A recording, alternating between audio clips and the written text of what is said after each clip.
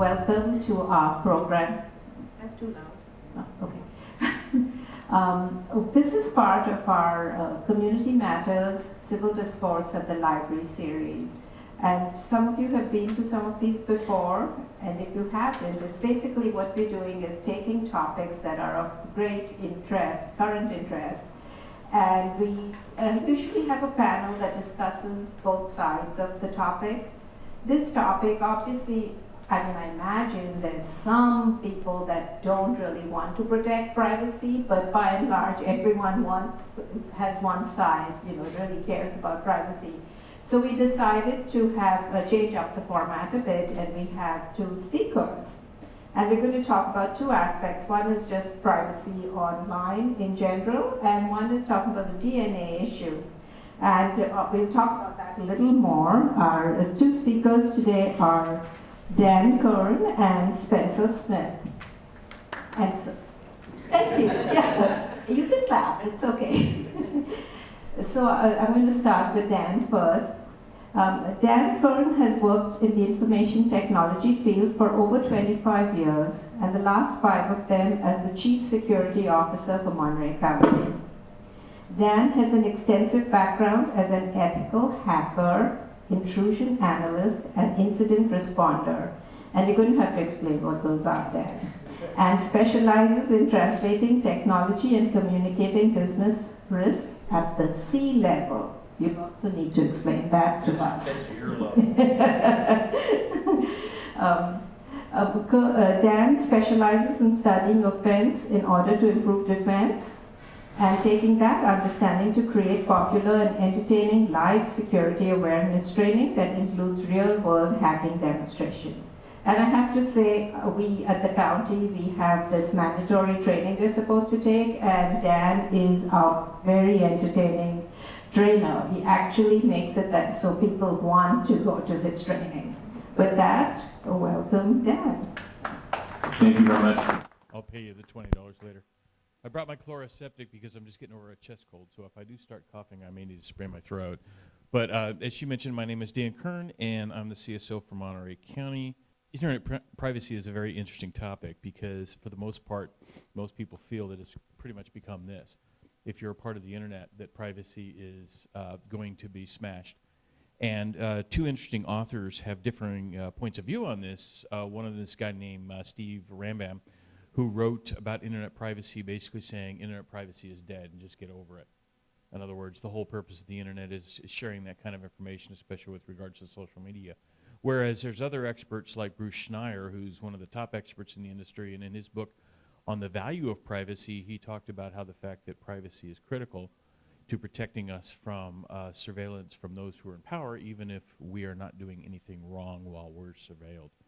But the key issue with privacy, and we're not going to talk about, like, for example, data breaches, because there are many things that we do business with, say our healthcare providers online, and they're contracted to protect our information. And if they lose our information or it gets stolen, it's actually a mistake.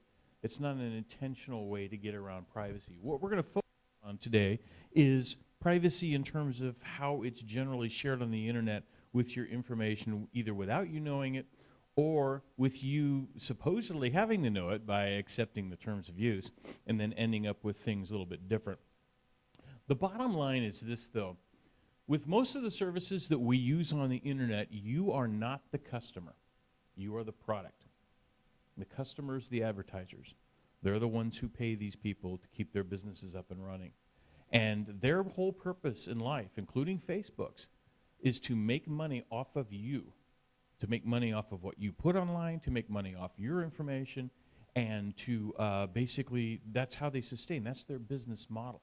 So when people were freaking out about what Facebook did, and yeah, they went a little extreme in this last situation, but for the most part, a lot of the industry experts are saying, but that's Facebook's business model. That's what they do.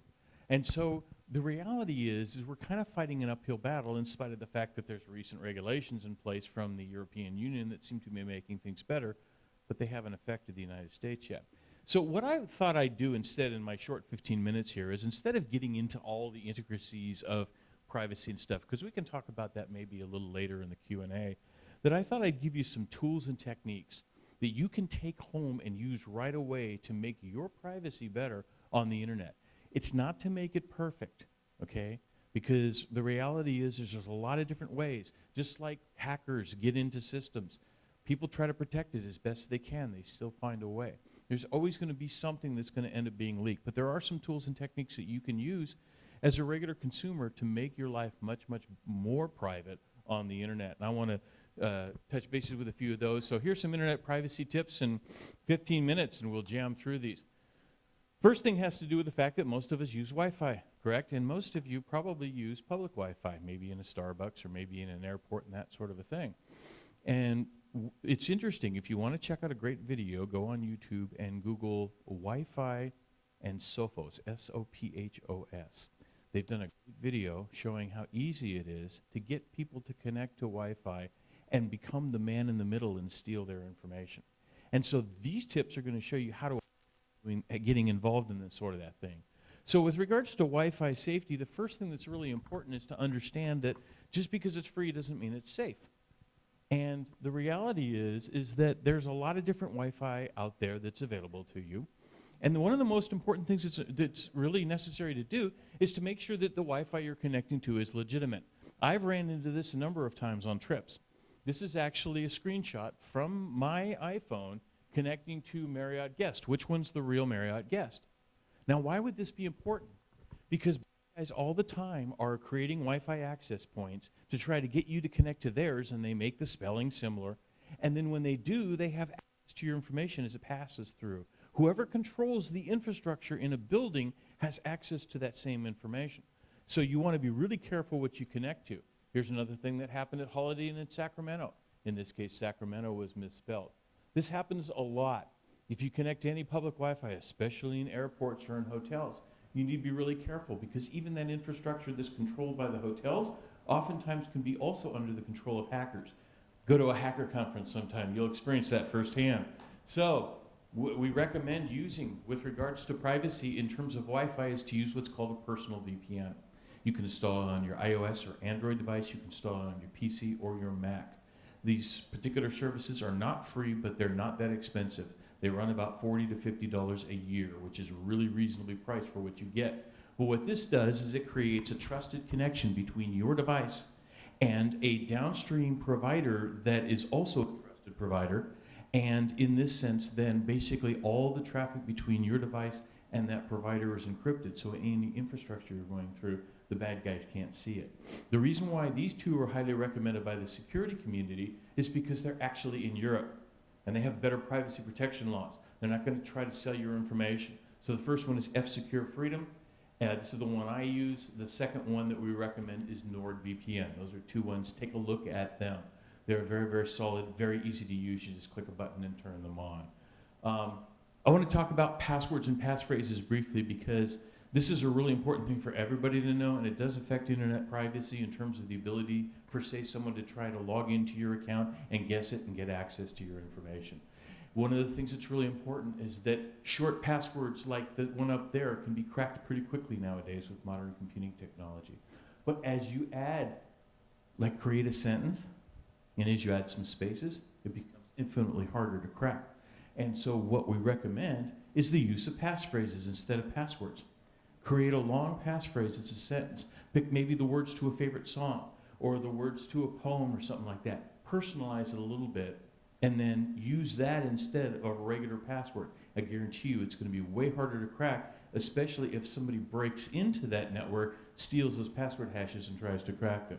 Now, obviously this is great, except you're also supposed to have a different one for all your different sites, because if your Facebook page gets hacked or somebody steals your password somehow, some way, and you're using it everywhere, that's a bad thing.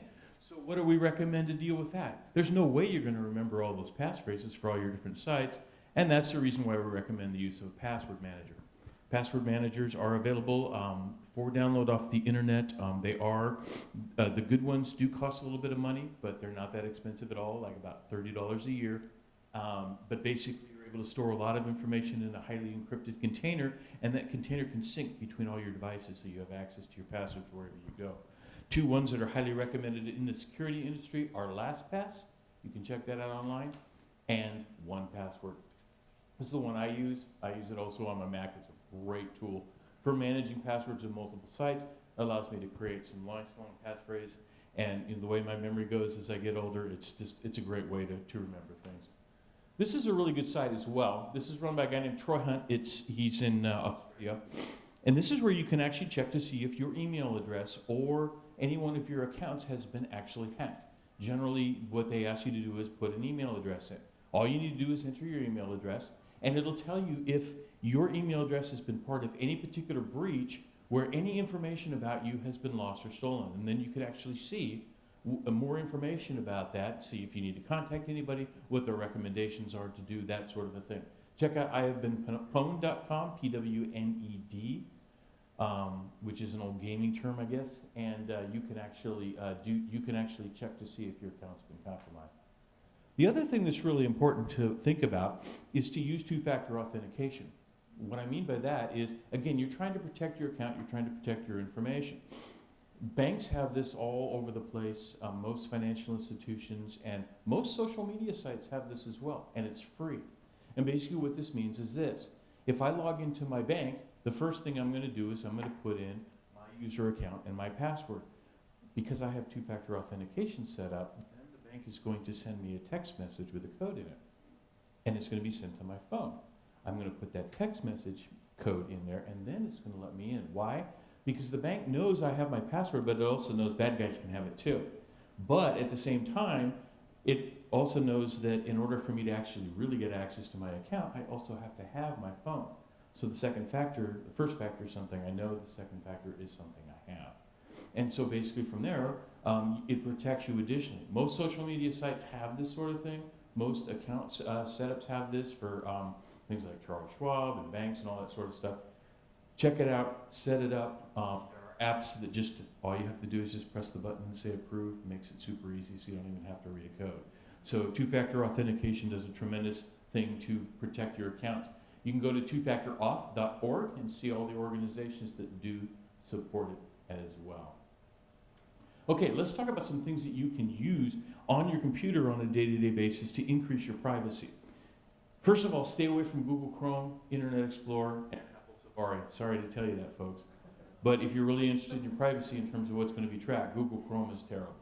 I mean, because that's what Google does. They give this thing to you, and they are taking it, and you can set it up so that, hey, Google, I don't want you to have this information. And believe it or not, they can still get it. But there are some tools out there that do respect internet privacy significantly, and you can use them to greatly increase the privacy of your browsing habits, of the things you're doing on a day-to-day basis. So there are 3 browsers that are considered unique privacy features and are strong behind privacy. The first one is Firefox on the left. Firefox is a great browser for that. The people who are in charge and maintain that thing have a real strong opinion about privacy. They're not collecting your information, and they give you a lot of tools built in to protect your privacy. Another one that's very similar is called the Opera browser.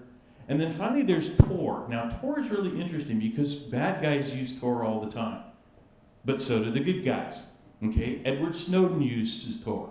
He also uses Signal, which is a private messaging app. But the bottom line is what this does is it completely anonymizes your internet access, because it basically sends you through a group of computers that are across the world, where your traffic will get sent all over the place and end up, you may be sitting here in Marina and appear like you're, coming out of an endpoint in Yugoslavia or something like that. Bottom line is that it does anonymize your traffic. It is a very popular browser suite. You can download the browser for your operating system, or you can actually download an entire operating system that's designed just for that sort of thing. So Tor's really cool. Check it out. Ad blockers are really important as well. The whole blocking of advertisements, this is a real huge thing. It's not just in terms of the quality of your browsing experience, but also in terms of what's collected about you. These are 2 that are very, very, very popular. This one's really popular in the security industry, uBlock Origin. Check that one out. They have plugins for most major browsers. Again, most browsers that do have plugins are things like Chrome, Firefox, and those sort of things, and Opera. Like I say, you want to steer away, though, from Chrome and Internet Explorer. Also, privacy trackers. There are a number of these out there, but this is the most popular in the security industry right now from a perspective of something that's going to watch for trackers on your system, things that are tracking via cookies on your browser and trying to find out where you're moving or where you're going and try to put all that information together. This one is free. It's called Privacy Badger. So are the other tools that I showed you previously, by the way. Anything that I mentioned that didn't cost anything is free. They are downloadable for most operating systems. Check out Privacy Badger in terms of dealing with tracking. Privacy-friendly services that are available online that allow you to do some things that you may not be able to do more privately. Say, for example, using Google Search. Google Search will maintain tracking. I mean, I'm amazed at what I put in Google, because I'll use it still for certain things, but I'm amazed that I put in there and it knows what I searched about 6 months ago. And they basically collect this information, sell it, turn around, and then they make the appropriate searches pop up top of the for advertisements or things that I'm interested in, like fly fishing or whatever. This particular site called DuckDuckGo is a search engine, and it is designed with one purpose in mind, and that's 100% privacy. And you can go to duckduckgo.com and you can get a lot of the same quality searches that you'll get out of Google with much better privacy features. If you're looking for privacy with regards to email, remember that most of the email providers that are available out there, Gmail, Hotmail, Google, those sorts of things, they're designed to, again, make money for their advertisers. So they actually read your email. Now, nobody's sitting there like physically reading it, but it's being read electronically. Keywords are being used to create advertising and that sort of thing. So there are things like Hushmail and Lockbin that are tools that you can use to actually increase your privacy. Hushmail is pretty cool because it is a fully encrypted email service. Not only Hushmail can't even see it. And so it gives you complete privacy with regards to your email and the communications. Now, I say complete privacy with a caveat in the sense that that's the claim, and that's their reputation. Does that mean that could change in any particular day? We don't know. And then finally, Signal, which is a messaging protocol that's used by Edward Snowden and various other people like him that allows communication in a direct form, fully encrypted, where it's not seen or communicated in any way, shape, or form. The other thing you want to do, and I'm done now, is check out the application permissions. When you install applications on your iOS or Android device, it's really important that you be very careful and go back in, even after you've made the installation, and check what permissions the app has asked for or what you've given it. Because sometimes applications will say, I want access to your photos, I want access to your mail, I want access to your browsing history. And oftentimes by default, people just click right through that stuff. And then they end up surrendering it to a third-party person who's going to be mining that data on their behalf because they're giving you an app for free. So take a look at those things as well.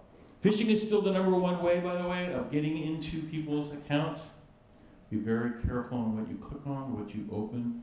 Make sure you verify it. If you get something unexpected from your friend, give them a phone call. And we'll take questions a little bit later, but there's the man that says privacy is overrated. And I'm going to hand it off to Nick to present.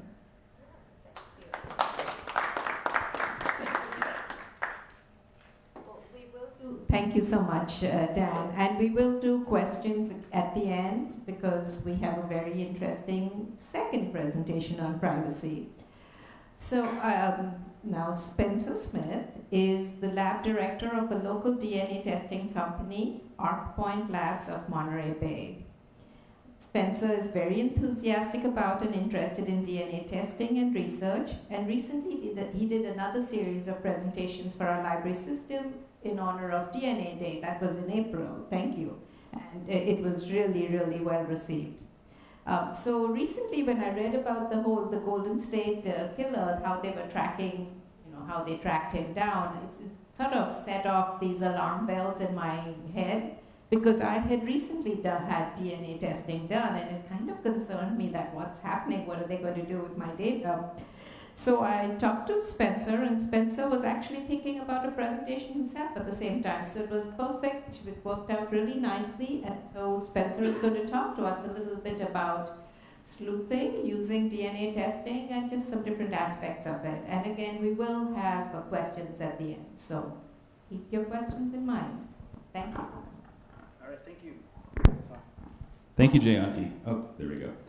All right, so I'm really glad to do this in conjunction. It's an interesting combination of topics. We're going to do a little bit more technical stuff because I think it's important before you understand and kind of digest some of the privacy issues, this is a technology that we don't use on an everyday basis. Everyone's on the internet all the time, you know about privacy, you have kind of an understanding of how data is sold and then marketed back to you on these creepily accurate ads on Facebook and everything. And it's in the news a lot. This is in the news recently, but some of the science informs some of the privacy issues. So we're gonna kind of bring that all together at the end, and especially with questions. But first, we're going to start off with talking about the Golden State Killer, this really high-profile case that's brought this technology to the forefront. I don't know, I'm gonna assume that not everyone knows exactly what this case was. So the Golden State Killer was a serial murderer and sexual assaulter. Back in the 70s and 80s, he was responsible for at least 12 murders, more than 50 rapes, over 100 burglaries all over California. You can see here on the map, those put together by the LA Times in an article they did. At the time, it was hard to even link these events together. He would go to a community, kind of operate with impunity for a while. They would have very hard to find any evidence on this guy. They never even got close to him back in the day. And then he'd move on to another community, similar MO, but they couldn't necessarily, this was back in the days before DNA testing. So forensic science couldn't even necessarily link these events together. So he was known under a number of names: the East Area Rapist, the Original Night Stalker, the Visalia Ransacker. Eventually, his last attack was in 1986, not probably coincidentally the same year that DNA testing was first used in a criminal investigation setting in the UK. At the time, and since then, people theorized maybe this guy heard about that case, maybe that was one of the reasons he stopped, or maybe he just moved on. Nobody really knew. For 30 years, over 30 years, there was basically no progress in even getting close to catching this guy. There weren't leads, they never got close. The person they ended up arresting wasn't even a person of interest in the case. But on April 24th of this year, kind of a bolt out of the blue, they made an arrest. And the reason they were able to make this arrest was because of new advances in DNA technology, and as we'll get talking in a while, specifically the wide adoption of consumer genetic testing, which gave them kind of a data foundation to kind of apply the big data kind of processing that we're familiar from Google, Facebook, online advertising, all that stuff, now applied in a DNA context to track this guy down. So they took DNA that was preserved from a rape kit from the 80s. This DNA had been put through CODIS before, which is the criminal database the FBI maintains, and never a match. They were able to link a lot of these cases together to each other, but they weren't able to find any matches. But recent advances, and specifically what we're going to be talking about today, which is a technique called genetic genealogy, was applied. And from that, they were able to identify him, a former police officer, actually, and so somebody who was intimately familiar with how police investigate these crimes, how they investigated at the time, and probably who knew and found out about this DNA technology thing coming down the pipeline in the UK, and was intelligent enough to clean up his act after that. And so without this new technology, he probably never would have been caught.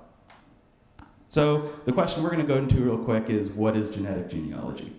So genetic genealogy is not the same thing as the CODIS searching, not the same thing as traditional, like what you think of, you see on CSI. They go in, they find the DNA, they use the DNA, they catch the guy.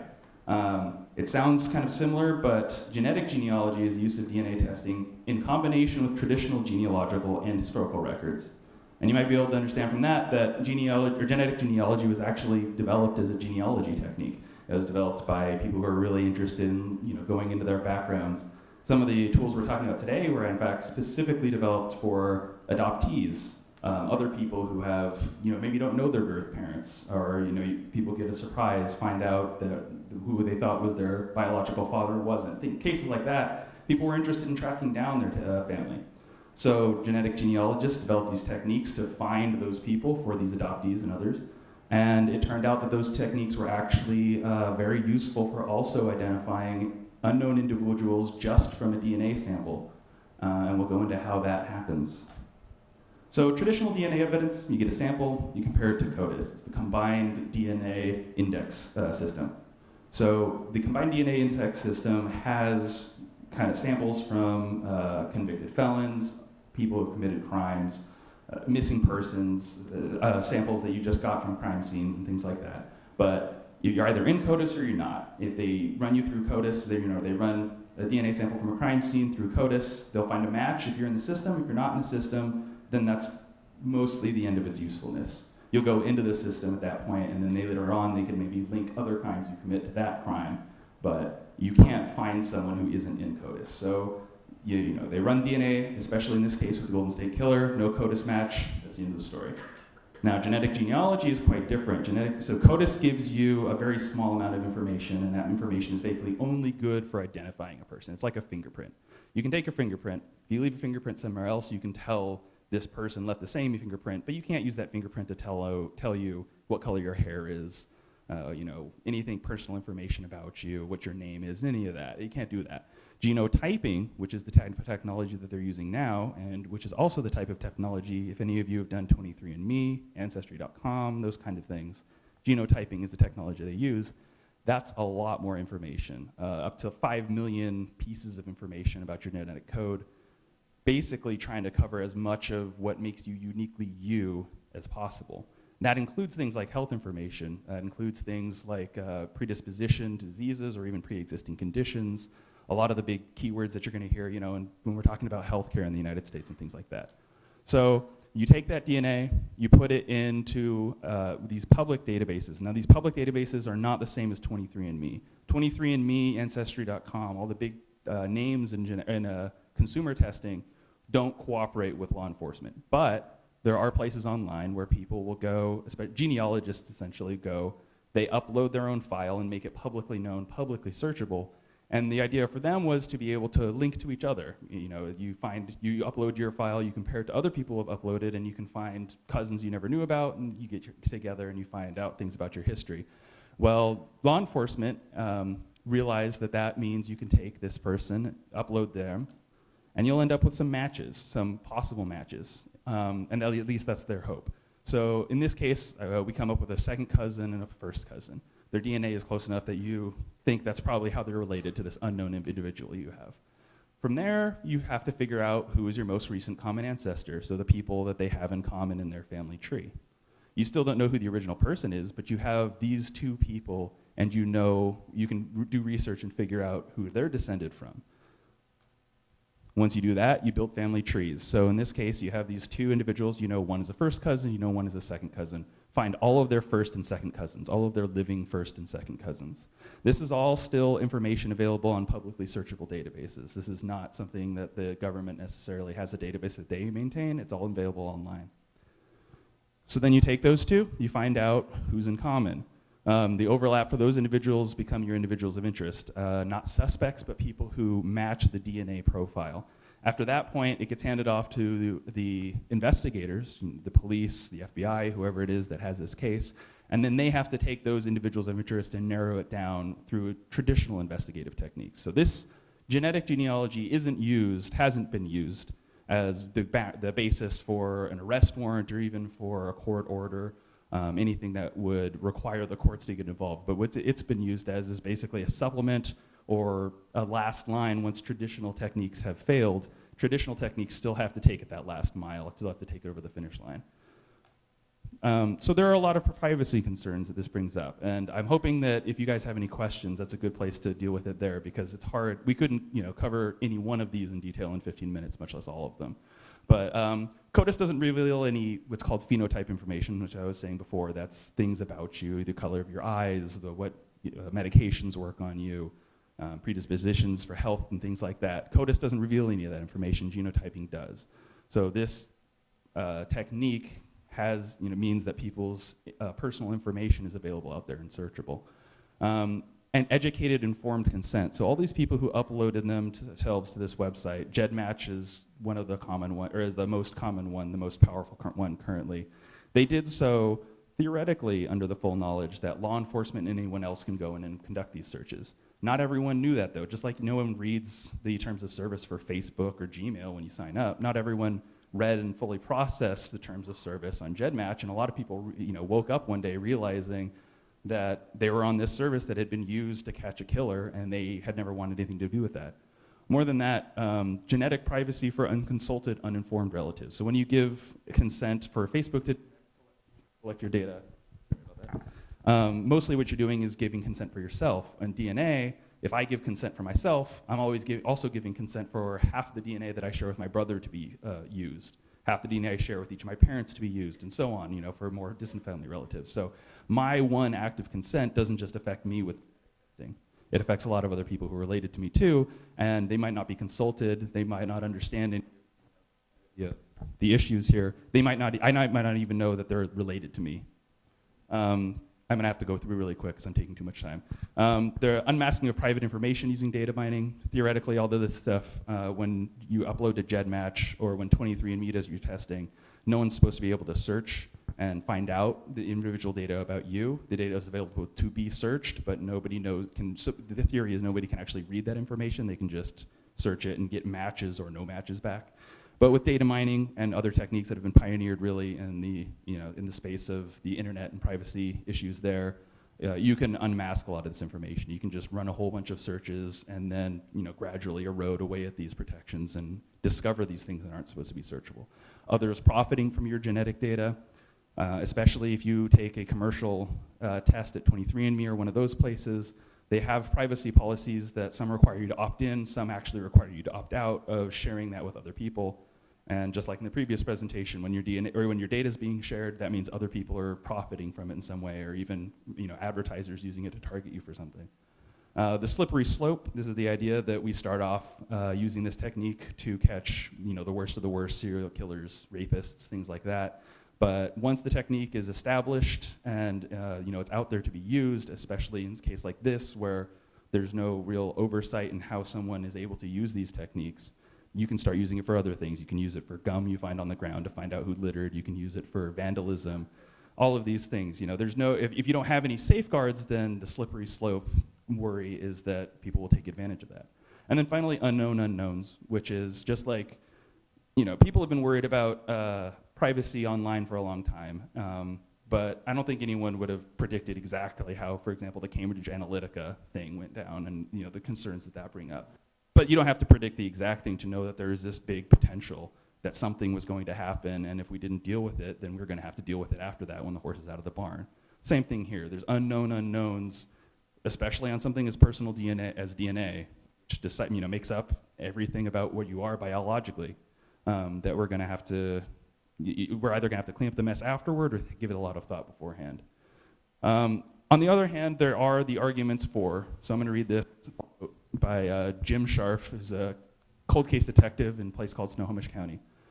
He used this technique, or their department used this technique successfully to catch the murder of a Canadian couple, an unsolved murder of a Canadian couple in 1986.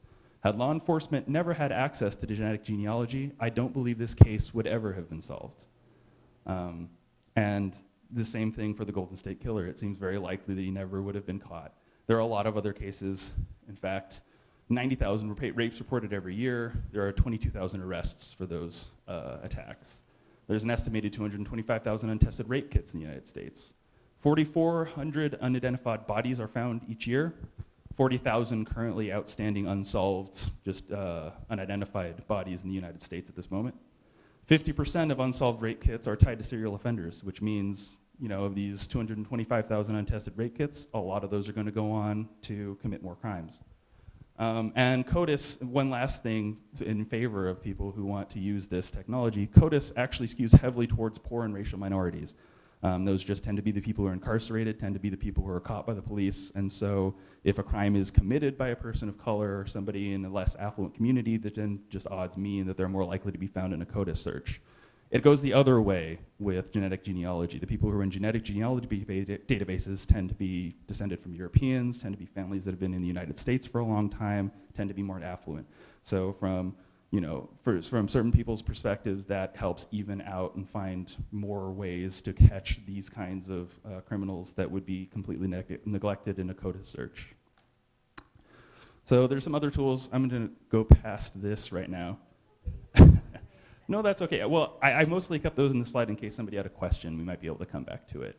So keeping your genetic data safe, we're going to go through quickly with this because I think this is also another example of where if you have a specific question, we can talk about that. But this is from the perspective of if you are doing DNA testing or you've already done it. If you really want to keep your data safe, of course, one option is just not to take any of these DNA tests. But if you do, or if you have reasons that you want to, keep in mind it's kind of a lot of the same advice. Read the privacy policies. There are certain privacy settings that you can do in a lot of these. They might be hidden away somewhere in a page that you have to click to. But at least for 23andMe, Ancestry, MyHeritage, you can delete old DNA information. So once you've gotten your use out of it, you can download your own file, and you can actually delete it from their servers. You can ask them to destroy the sample. That ensures that they won't be keeping it and sharing it on. You can also ask them not to share it with third parties or not to sell it to third parties. There are some places that you can get tested, by the way, that don't actually have this option. So one example of that is a company called Helix. If you get tested there, your information is being shared.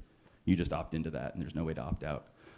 If you have people who have medical reasons to get tested, 23andMe and other places do offer some testing with health information, but you can always go to a lab that is specifically about testing health information. Some of them won't share your information with anyone. They're protected under HIPAA.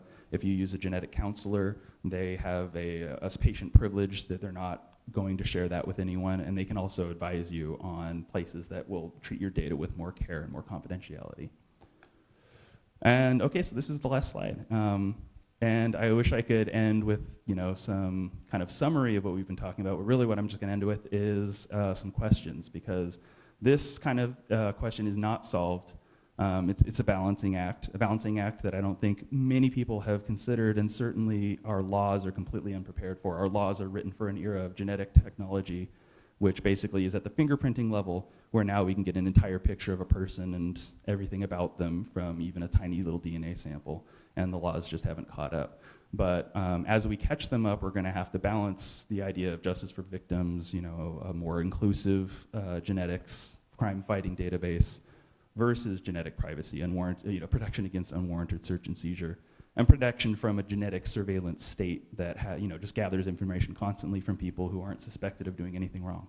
So hopefully you guys have some questions, and I'd love to be able to thank you for the opportunity to give the presentation. Well, thank you. That was so interesting, and thank you, Dan, also. So we will, and I do apologize, we've had, as I said, it's hard for us to predict how large the audience is going to be. We've had over 100 at some of our, and this time we have a smaller audience. So, which means the nice thing is we have more time for questions.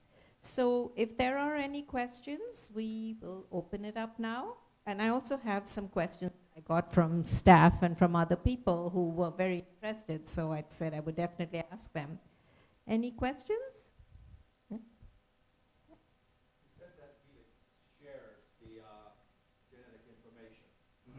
So that would mean that, in fact, law enforcement has access to everything that Helix owns? I know they're like a big player in this. Yeah, Helix is something of a newcomer, but they're a pretty big player. They're really aggressively coming out of the gate. The basic idea behind Helix is a little bit different from 23andMe. So 23andMe does testing. You send it off to 23andMe, they do the test, they come up with your ancestry data. If you choose to do the health thing, they come up with a bunch of health data too. Helix they describe themselves as an app store for DNA testing. So what they do is you go to Helix, and they do what's called sequencing your DNA. So instead of just taking kind of a snapshot of the most important parts of your DNA, they sequence the entire thing, the whole way through. It's a very expensive process. They don't charge you for it. And their business model is that they keep that on file forever. And from then on, whenever you want to buy, they have all sorts of tests. You want to buy a DNA test for what wine you're going to like, which is an actual thing you can buy in their store. They, instead of running another test or doing something like that, they just run that data they already have about you through whatever algorithm that predicts your wine preferences, and then give you the report.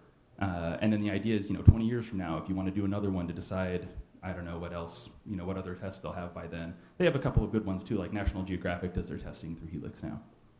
But any other test you want, they'll just do it again. It's all digital. They run it through some kind of analysis and then return the results. Since that's their business model, that requires, by its very nature, that they share it with all of their own vendors. They share it with laboratories and things who are working on new products for them or for themselves, and so on. So because they've just chosen to construct I believe there is a way to have them completely destroy your sample, but I don't know if anyone has done that successfully yet, because it would be a real loss for them. It might cost them several hundred, close to $1,000 to run your original test. They make something like $70 on the first test you run with them. So I imagine there's just a strong economic incentive for them to keep it forever and just keep trying to sell you things and share it with as many people as possible. So is it searchable by those customers? I don't actually know the specific answer to that question. I don't know that they share that information, exactly how searchable it is. Ideally, what they probably have is, they'll strip your identifying information out of it, but make the basic data available. They just can't theoretically link it to your name or anything about you. But this is genetic information. This is DNA. It's the definition of personally identifiable information. If somebody wanted to link it to you, it's not difficult. This entire presentation, I was basically trying to, show how you can go from something that's theoretically has no information at all, just some DNA found at a crime scene, and then successfully defeat, that layer of protection and figure out the individual you're talking about. So, yes, they probably have some protections. No, that's not going to stop someone who's determined to get your information. Yeah. Sorry. I'd like to ask Dan something related to this because, as a library, and you've seen us, we have very strong privacy protection laws in place and also rules. And one of the problems we have is butting heads with law enforcement about this.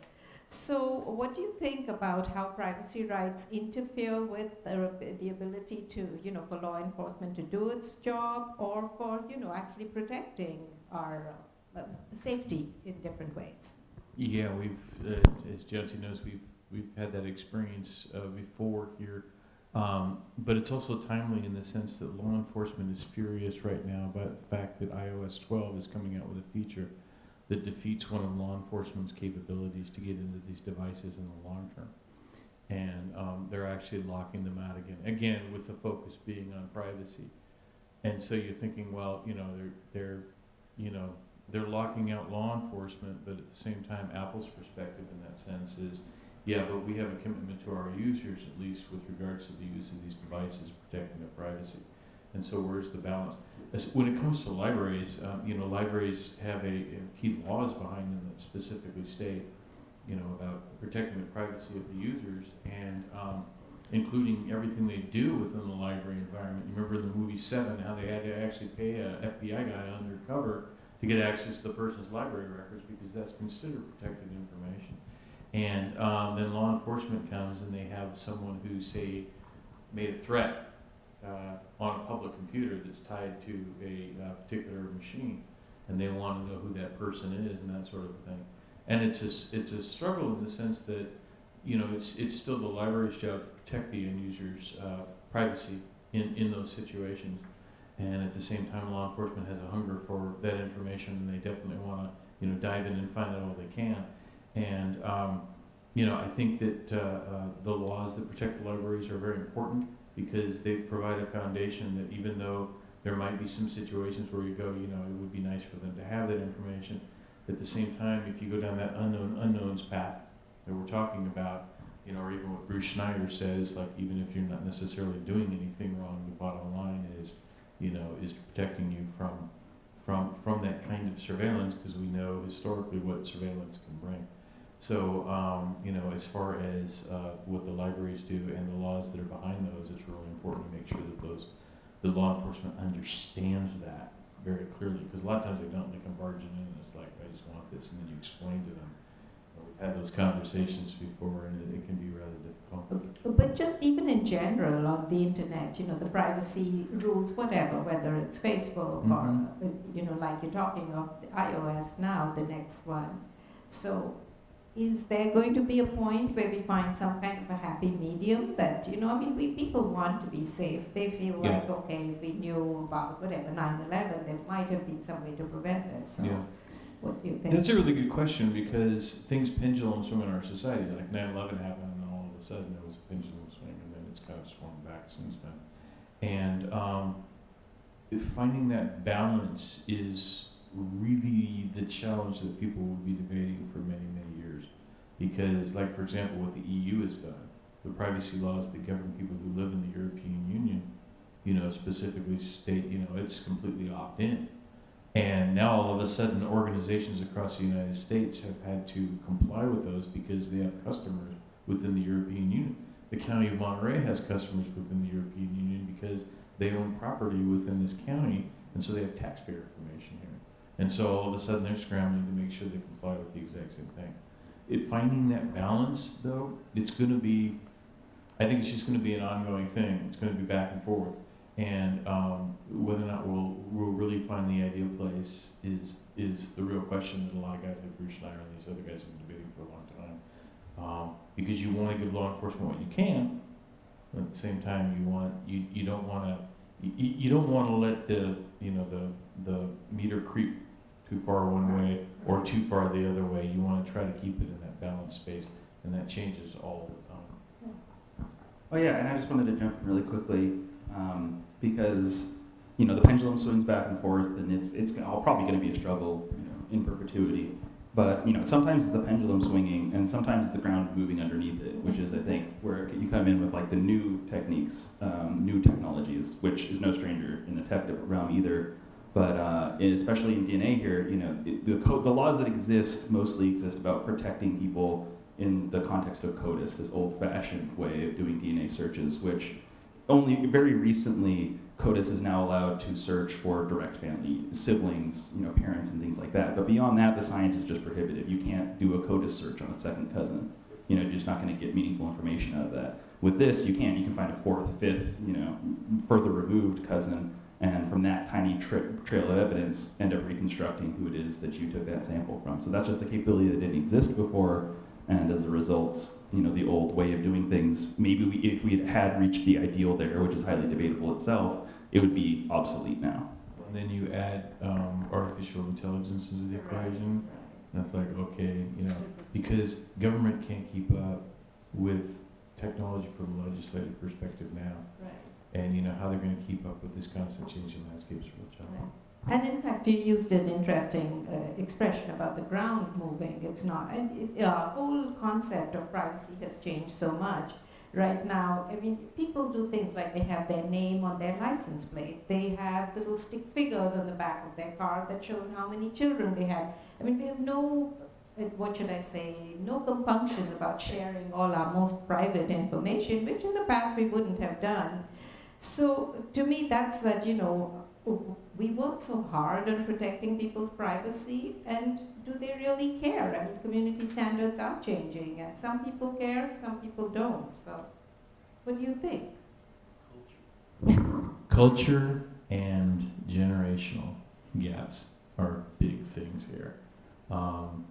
There are, and Genealogy was mentioned beforehand, there are a lot of young people who have strong privacy feelings, but for the most part, a lot of studies have been done, and millennials generally tend to not care as much, and compared to people from my generation, and there are some generational differences there, as well as some cultural differences as well, in terms of what's important to people, what's shared. A lot of people have this idea that I'm not doing anything wrong, so I don't really care what gets out about me. But a lot of people believe that in Nazi Germany as well, and it ended up being a different story. So there's always that that back and forth, like you say, the ground's moving politically as well. And so how do you respond to that and keep that in balance? But there are definitely generational differences. Some of the things that I see young people doing with devices and the kind of information that they're sharing now, it's pretty wild. It just blows my mind. And they to them that's normal. And so a lot of that's driven by culture, generationally, and a lot of it's driven by advertisers. A lot of it's driven by social media. It's bringing about a culture of sharing more and more and more. And don't worry about it, everything's just fine. So. Yeah. And that's sort of also related to the whole DNA testing. When I did my ancestry test, it never even struck me, and you think I'd know better. I'm in a library, I'm telling people all the time about being, about sort of worrying about privacy, and I didn't even think twice about that, what happens. And And it's sort of interesting, you talked about how cousins and things, and suddenly, one of my cousins might have committed some crime, and I don't want to be part of that, like ratting them out or something. And that kind of can come up, so. Yeah, I was going to say, in addition to the idea that generations have different ideas about privacy and how it should be handled, I think the ideal is that people who choose to give up privacy for whatever reason, to have free stuff or to aid law enforcement, that's an informed choice that someone makes that affects themselves, and so that they can make the choice one way or the other, and so that's the ideal. And in DNA, in genetics as well, genetic genealogy, that's the ideal. So for example, for myself, I've made the decision. I have uploaded my information onto GEDmatch, this publicly searchable database that was used, because that's my personal decision. I felt like I had the education. Not everyone who opted into that understands all the ways it can be used. And there's also this idea that, a lot of millennials were comfortable with how much Facebook was, collecting about them before they really understood what that meant. Then all of a sudden, you get the things in recent news coming up, and everyone is shocked and appalled about what Facebook's doing. So, sometimes informed consent isn't actually that informed, and that's part of the problem.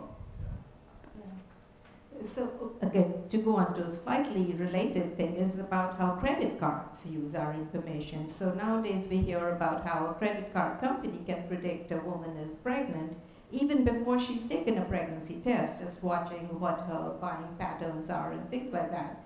So what should we be concerned about, in protecting against this? Like, just stop using credit cards? What are our options? And you're saying like in a sort of Facebook or something, we can opt out or at least read the privacy thing. In credit cards, we never really thought about that privacy part of it, which has now actually become an issue.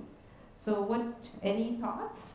Yeah, to me, I think it has a lot to do with what are the sharing policies of your particular credit card provider. For example, my credit card provider knows pretty much where I am at any time because of my purchasing habits. And they also know that if they see a charge that is impossible travel or something that hasn't been planned, that they're going to alert me. And I've had that happen before. At the same time, I've also happened where I planned a trip, purchased my airline ticket and that sort of a thing, and then went to this particular place a long ways away. And this recent trip was in Montana. And I went up there to start buying things, and they didn't question it. And I asked, I said, why didn't you question it? He says, oh, because we knew you were traveling there. You bought your tickets there. Everything's fully planned. They understand what you're doing. Yeah. Now, they do that. Their primary motivation for doing that is fraud protection. But at the same time, like she says, there's capabilities with that data that are amazing, especially from an AI perspective and all the different things that they can do. And I think that comes down to, what are they going to do with that information? What's the value of it to a third party or to law enforcement or whatever else it is? And that's a hard thing because, they're making money off of just transactional stuff. It's supposed to be just plain money. They're not supposed to be in the social engineering business or the PII sharing business. But I think it's something that, is definitely a great question for credit card companies because it's not my area of expertise. Well, I just wondered, yeah. Any thoughts? Credit cards? Yeah. I don't know if I have specifically any insight into that.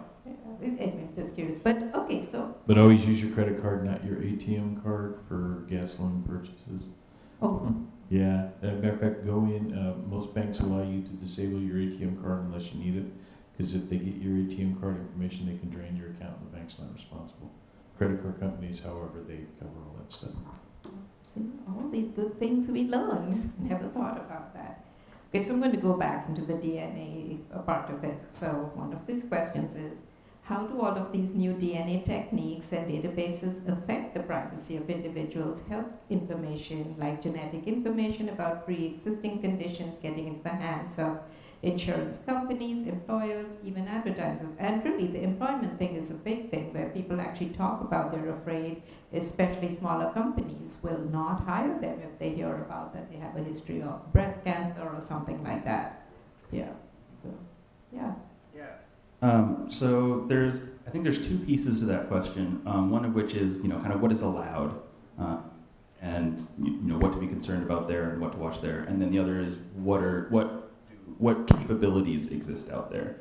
because the capabilities often exceed what is allowed, and sometimes you can't just rest on the fact that something's prohibited to protect you. But so there are laws that prevent employers from discriminating based on DNA, the DNA of an employee. And in fact, that law has been interpreted so broadly as to say that basically no employment decisions can be made based on DNA evidence. There's a case where someone was accused of defecating in a business, and they ran this DNA test on them, to try and find out, okay, who is doing this in our warehouse or whatever. No termination was made or anything like that, but after these people took this test that their employer was demanding, they came back and said, hey, wait, I think this law prohibits that. The law was originally designed to say, you can't discriminate based on pre-existing conditions or something like that, but it was actually, they were found to be correct, that this law actually prohibits the company from doing a DNA test, even for something as very narrowly defined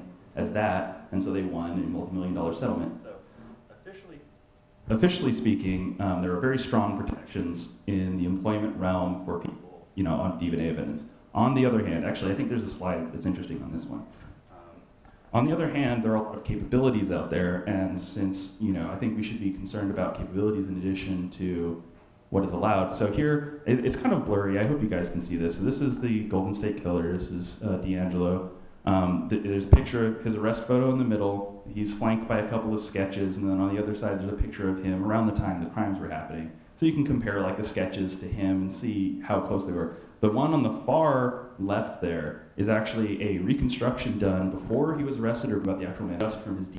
So just from DNA sample, and in fact a 30-year-old DNA sample at that, was used to create the composite there. So, it's not an exact likeness, but it shows how much information is, you can glean. And when it comes to healthcare and things like that, especially certain pre-existing conditions that are heavily genetically based, you can find out a lot more and a lot more conclusively than even this photo suggests, which itself is kind of, I don't know, creepy. So I think for people, especially if there are any genealogists out there who might have uploaded to GEDmatch, there is an option on GEDmatch that basically lets people read your entire genetic profile. It's called the SNP sharing pool. So I would encourage anyone who's on GEDmatch for whatever reason to go and disable that option, because there's, again, it's a reason there are people who think, oh, I'll share this, and there are things that you can get out of that genealogically speaking, but also anybody in the world can now read your entire genetic profile. Even if you disable that, like I said before, it's possible to mine this kind of data, and it's vulnerable to those kinds of attacks. There's a lot of people spending a lot of attention right now on, basically gaming out ways that you would determine this kind of stuff, and sooner or later someone's going to figure out how to do it. So, and you can't be sure that forever we're going to have protections like on health insurance for pre-existing conditions. You currently have a protection. That doesn't mean it's going to be there forever. If your information is out there right now, somebody's probably backing it up somewhere, and that information probably is going to be out there forever. So it pays to be prudent. Thank you. I have to say, this is all making me very scared. Like, okay, I'm going to turn off my computer. Yeah, let me give you the. I don't need them. Just quickly. So the SNP, that's the SNAP. Is that what you're referring to? The SNPs, did I use that term? Yeah, the SNPs. SNPs, correct. Okay, I saw it on the screen. I didn't know what it stood for. Yeah, SNPs are the, basically when you hear someone say something like, every human is 99.9% the same DNA, and it's that 0.1% that makes us unique. That 0.1% is what people talk about when they talk about SNPs. SNPs are, they're kind of spread out through your entire genome, your entire DNA sequence, and those are the things that make you unique, which are, when these come, Y% that. Oh, great. Can be shared or used? Say that if any data is stored there, it has to. A number of laws in other countries as well. For example, ancestry or whatever. Laws that treat your genetic information as a privileged information type. There are some laws like HIPAA, if you've heard of that, but that applies only to health, especially recently now that 23andMe has essentially been cleared to kind of do some health stuff. Separate from that, it's not necessarily covered like a consumer company. So when you take a test with 23andMe for covered by HIPAA in the same way that if you had gone through like a lab counselor or something. Thank you. And, well, I think this was just a wonderful, wonderful evening, wonderful presentations, and thank you for answering all our questions also. Let's give them a big hand. Thanks for inviting us, Jill. Sure.